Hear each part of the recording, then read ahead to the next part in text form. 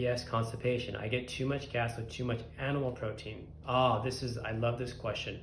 So people assume that, oh, I get too much gas when I eat animal protein. Or, oh, Rob, I can't do red meat anymore. It just sits in my stomach. Or, oh, I can't do chicken or I can't do fish. It doesn't feel well with me.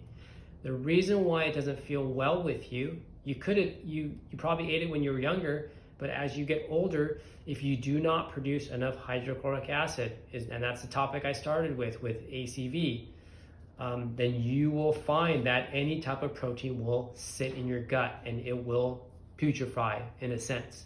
So you have to have enough hydrochloric acid and you need to be able to acidify the food in your stomach. Now that starts with your thoughts. So if you're not properly thinking about food, well, that's a problem in itself. But also if you are not chewing your food enough, that starts the cephalic phase of digestion. So if you're not chewing your food enough and you're on your phone doing this as you're eating, you are not consciously chewing your food. It takes time. So if people tell me, Rob, I just don't have time to take a break from work, I have to work through emails or whatever, well then what you're essentially saying is you don't have time for health. You've got to take the appropriate time to get away from your work, go eat outside in the sunshine or whatever, or just take a break from your computer, laptop, whatever, and chew and eat your food. If you don't do that, you're not going to properly break down the food.